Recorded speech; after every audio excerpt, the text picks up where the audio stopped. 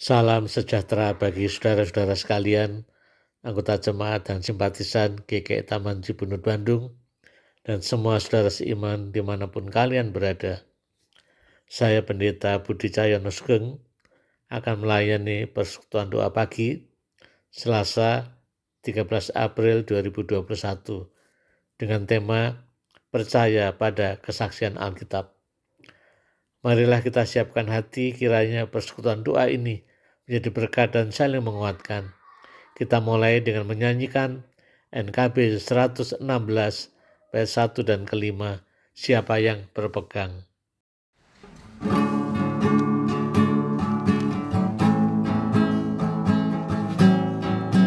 Siapa yang berpegang pada sabda Tuhan dan setia mematuhinya, hidupnya mulia dalam cahaya bakal bersekutu dengan percayalah dan pegang sabdanya, hidupmu dalam Yesus sungguh bahagia.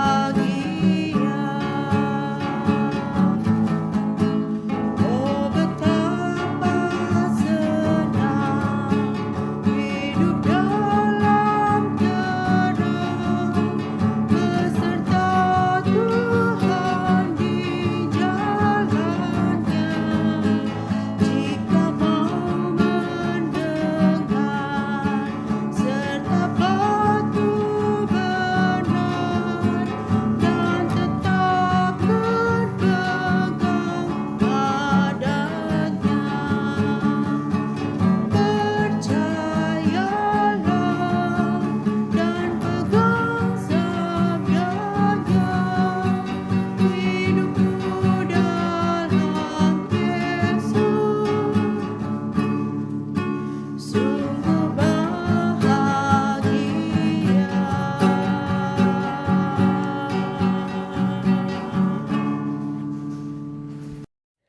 Marilah saudara sekalian kita berdoa, mohon pimpinan Tuhan dalam pemberitaan firman. Tuhan Bapa kami dalam surga, yang bersyukur kepadamu kalau Engkau memberikan kesehatan dan kecukupan bagi kami semuanya. Yang bersyukur saat ini boleh bersama datang dalam persekutuan doa. Ya Tuhan, siapkanlah kami dan layakkanlah kami semuanya, sehingga persekutuan doa ini boleh menjadi berkat bagi kami semua dan bagi sesama kami. Dalam nama Tuhan Yesus kami telah berdoa. Amin. Saudara sekalian, yang menjadi nats renungan kita yaitu dari Yohanes 20 ayat 29. Yohanes 20 ayat 29. Kata Yesus kepadanya, "Karena engkau telah melihat aku, maka engkau percaya. Berbahagialah mereka yang tidak melihat, namun percaya." Saudara sekalian, kalau melihat kilas balik masa lalu kehidupan kita, bagaimana caranya saudara percaya kepada Tuhan Yesus? Melalui media atau sarana apa saudara percaya kepada Tuhan? Ada orang yang percaya kepada Tuhan Yesus karena mengalami kesembuhan dari sakitnya. Ada orang yang percaya kepada Tuhan Yesus karena mendapatkan penglihatan-penglihatan atau suara-suara tertentu. Ada orang yang percaya kepada Tuhan Yesus karena menyelidiki sendiri kitab-kitab suci. Dan ada banyak cara lagi orang menjadi percaya kepada Tuhan Yesus. Di dalam Injil Yohanes pasal 20, di sana diceritakan ada berbagai cara orang percaya kepada Tuhan Yesus. Dalam hal ini Tuhan Yesus yang bangkit. Pertama, diceritakan bagaimana murid yang dikasihi Tuhan Yesus percaya kepada Tuhan Yesus yang bangkit cukup dengan melihat kain-kain yang tertinggal dikubur. Yohanes 20 ayat 5 dan ayat 8. Saya bacakan demikian. Ia, maksudnya murid yang dikasihi Tuhan Yesus, menjenguk ke dalam dan melihat kain kapan terletak di tanah. Akan tetapi ia tidak masuk ke dalam.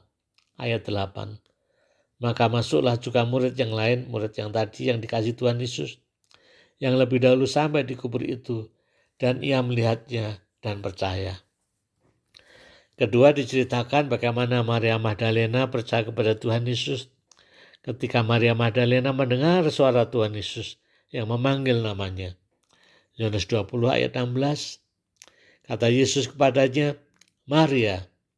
Maka berpaling dan berkata kepadanya dalam bahasa Ibrani, Rabuni, artinya guru. Diceritakan juga bagaimana murid-murid yang berkumpul di suatu tempat dan percaya kepada Tuhan Yesus karena Tuhan Yesus menampakkan diri kepada mereka. Yohanes 20 ayat 19, ketika hari sudah malam pada hari pertama minggu itu, berkumpullah murid-murid Yesus di suatu tempat dengan pintu-pintu yang terkunci karena mereka takut kepada orang-orang Yahudi. Pada waktu itu datanglah Yesus dan berdiri di tengah-tengah mereka dan berkata, damai sejahtera bagi kamu. Yang keempat, ada juga diceritakan bagaimana Thomas percaya kepada Tuhan Yesus setelah Thomas melihat bekas paku di tangan dan bekas luka di lambung Tuhan Yesus. Yohanes 20 ayat 27 dan 28. Kemudian Tuhan Yesus berkata kepada Thomas, taruhlah jarimu di sini dan lihatlah tanganku. Ulurkanlah tanganmu dan cucukkan ke dalam lambungku. Dan jangan engkau tidak percaya lagi, melainkan percayalah. Thomas menjawab dia, ya Tuhanku dan Allahku. Lalu yang kelima, inilah yang dipuji Tuhan Yesus. Orang percaya kepada Tuhan Yesus bukan karena melihat Tuhan Yesus yang bangkit, bukan karena melihat kubur yang kosong, tapi karena iman atau percaya kepada Tuhan Yesus. Iman atau percaya yang didasarkan pada kesaksian Alkitab. Yohanes 20 ayat 29, lalu 30 dan 31. Karena engkau telah melihat aku, maka engkau percaya. Berbahagialah mereka yang tidak melihat namun percaya. Memang masih banyak tanda lain yang dibuat Yesus di depan mata murid-muridnya yang tidak tercatat di dalam kitab ini. Tetapi semua yang tercantum di sini telah dicatat, supaya kamu percaya bahwa Yesuslah Mesias, Anak Allah, dan supaya kamu oleh imanmu memperoleh hidup dalam namanya. Jadi iman jenis yang terakhir inilah yang Tuhan Yesus harapkan. Beriman atau percaya kepada Tuhan Yesus yang bangkit, karena percaya pada kesaksian yang ditulis Alkitab dan dalam pimpinan Roh Kudus.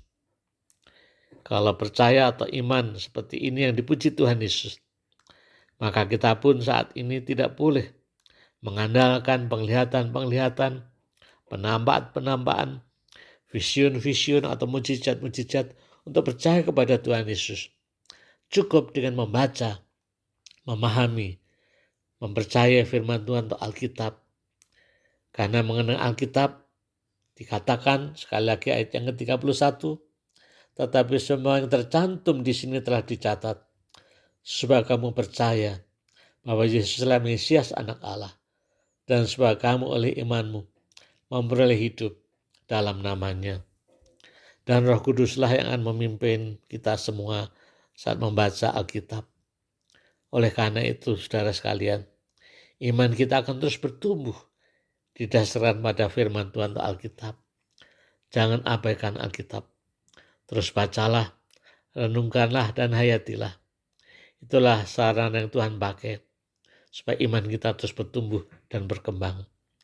Selamat menjadi orang percaya atau beriman kepada Tuhan Yesus karena percaya pada kesaksian Alkitab dan dalam pimpinan Roh Kudus. Amin. Saudara sekalian, sekarang kita masuk di dalam doa syafaat.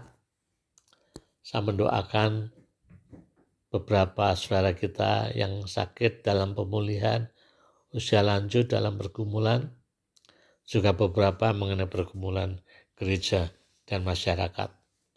Mari kita berdoa.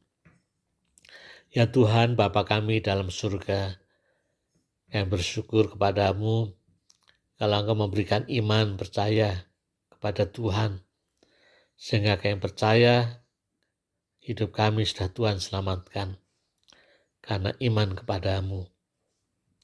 Ya Tuhan, kiranya kami terus bertumbuh di dalam firman Tuhan, sehingga iman kami juga terus bertumbuh dan berkembang untuk kemuliaan nama Tuhan.